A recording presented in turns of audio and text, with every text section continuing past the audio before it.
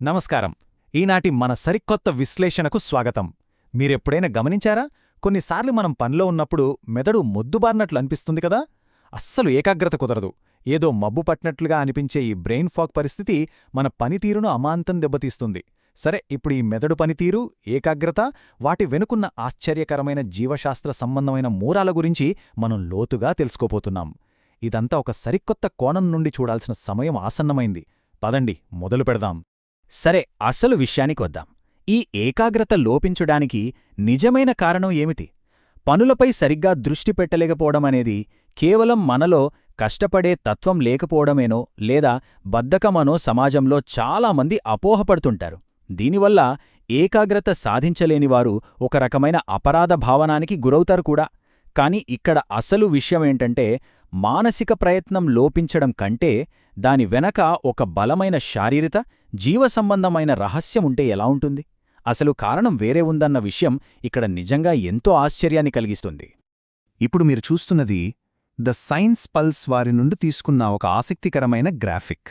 దీని ప్రకారం చూస్తే మెదడు శక్తికి మన ఏకాగ్రతకు మధ్య ఉన్న సంబంధం చాలా ఆశ్చర్యకరమైనది. ఏకాగ్రత లోపమనేది కేవలం ఒక మానసిక సమస్య మాత్రమే కాదని, అదొక శారీరక శక్తిలోపం అనే ఒక సరికొత్త దృక్పథాన్ని ఈ విశ్లేషణ మన ముందుకు తీసుకువస్తుంది. ఈరోజు ఈ సమాచారం వెనుకున్న మూలాలను, అందులోని ప్రతి అంశాన్ని మనం లోతుగా డీకోడ్ చేద్దాం. ముందుగా మొదటి భాగం, ది ఫోకస్ ప్రాబ్లం, అంటే దృష్టి సారించలేకపోవడం లేదా ఏకాగ్రత సమస్య గురించి చూద్దాం. ఇక్కడ మనం ఒక ముఖ్యమైన వ్యత్యాసాన్ని స్పష్టంగా అర్థం చేసుకోవచ్చు. ఒకవైపు మన సాంప్రదాయిక ఆలోచనా విధానముంది. అంటే ఏకాగ్రత లేదా ఫోకస్ అనేది కేవలం మన సంకల్పశక్తి లేదా మానసిక దృఢత్వానికి సంబంధించిన విషయమని చాలామంది నమ్ముతారు. గట్టి సంకల్పముంటే ఏదైనా సాధించవచ్చు అనేది వాళ్ల వాదన. కాని మరొక వైపున్న సరికొత్త వాదన ఏంటంటే, ఏకాగ్రత అనేది పూర్తిగా మన మెదడులోని జీవ సంబంధమైన శక్తి, అలాగే మనం తీసుకునే ఆహారంపై ఆధారపడి ఉంటుంది. సింపుల్గా చెప్పాలంటే ఇదొక బ్యాటరీ లాంటిది. ఫోన్ బ్యాటరీ అయిపోతే అది ఎలాగైతే పనిచేయదో, మెదడుకు కావాల్సిన ఇంధనం లేనప్పుడు ఎంత సంకల్పశక్తున్నా ఏకాగ్రత సాధ్యపడదు అనేది ఈ సరికొత్త పారాడైమ్ షిఫ్ట్ సారాంశం. ఇప్పుడు రెండవ భాగం, ది ఎనర్జీ కనెక్షన్, అంటే శారీరక ఇంధనానికి ఆలోచనకు మధ్య ఉన్న అనుసంధానం. ఇక్కడ పరిశోధనలు సూచిస్తున్న ఒక కీలకమైన కోట్ ఉంది చూడండి. చాలా ఏకాగ్రత సమస్యలు నిజానికి మెదడు శక్తికి సంబంధించిన సమస్యలు, మరియు వాటిని పరిష్కరించడం అనేది మన ఆహారపు అలవాట్లను మార్చుకోవడంతో ప్రారంభమవుతుంది. ఇది కేవలం ఒక సాధారణ వాక్యం కాదు.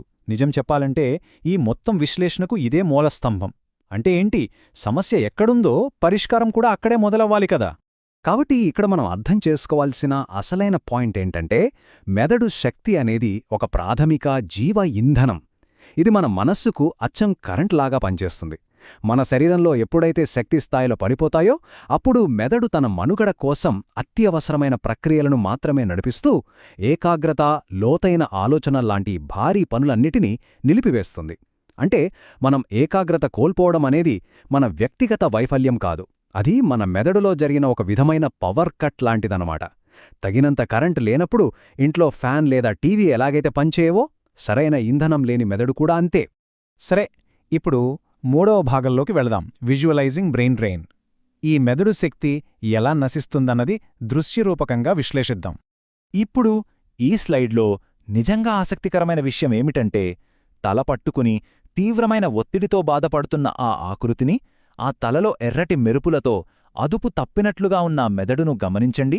ఇదంతా ఏకాగ్రత కోసం తీవ్రంగా పోరాడుతున్న మెదడులోని శక్తి క్షిమతను చాలా బలంగా మనకు తెలియజేస్తుంది.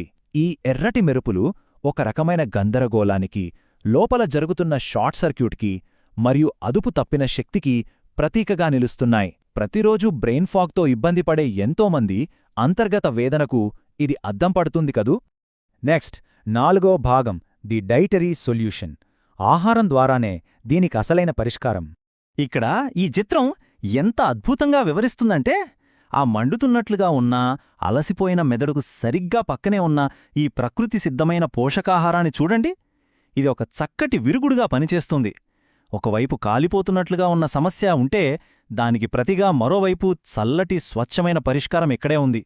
మన శరీరానికి, మనస్సుకు ఎంతో అవసరమైన ఈ ఆహారం ఒక ఆశాకిరణం లాంటిది.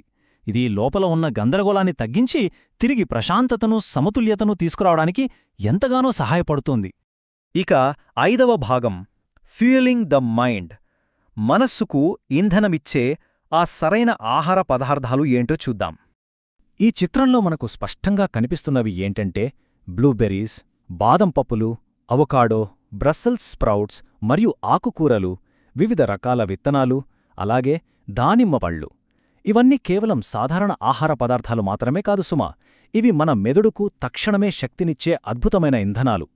అవకాడోలోని ఆరోగ్యకరమైన కొవ్వులు, బ్లూబెర్రీస్లోని యాంటీ ఆక్సిడెంట్లు, గింజల్లోని సూక్ష్మ పోషకాలు మన మెదడు కణాలకు అవసరమైన జీవశక్తిని అందిస్తాయి.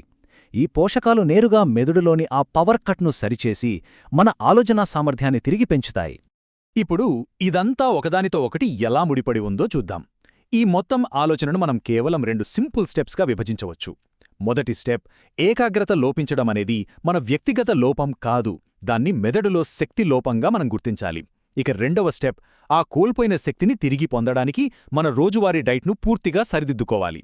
ఈ 2 దశలే మన దీర్ఘకాలిక సమస్యలకు ఒక స్థిరమైన పరిష్కారాన్ని చూపుతాయి. సమస్యను గుర్తించడం, ఆ వెంటనే దానికి తగిన సరైన పరిష్కారం వెతకడం, అంతే. ముగించే ముందు ఒక్కసారి ఆలోచించండి.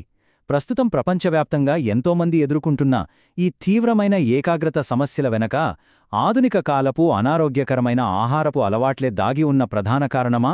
మనం కేవలం మానసిక ఒత్తిడి అని అనుకునే ఈ సమస్య వెనక ప్రతిరోజూ మనం మెదడుకు అందించాల్సిన ఇంధన లోపం దాగి ఉందనే ఆలోచన నిజంగా ఎంతో ఆశ్చర్యాన్ని కలిగిస్తుంది కదూ? మీరేమంటారు? ఈనాటి మన విశ్లేషణను ఇక్కడితో ముగిస్తున్నాం. ఈ సమాచారం మీకు ఎంతో ఉపయోగకరంగా ఉంటుందని ఆశిస్తున్నాను.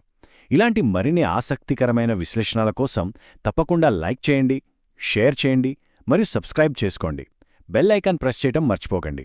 అలాగే ఏదైనా ఫిజికల్ థెరపీ లేదా ఎమర్జెన్సీ పెయిన్ రిలీఫ్ ట్రీట్మెంట్స్ కోసం ఇక్కడ పేర్కొన్న doctor Gangadhar physiotherapy and rehabilitation సెంటర్ను అమీర్పేట్లో సంప్రదించగలరు, లేదా స్క్రీన్పై కనిపిస్తున్న వెబ్సైట్ను సందర్శించండి.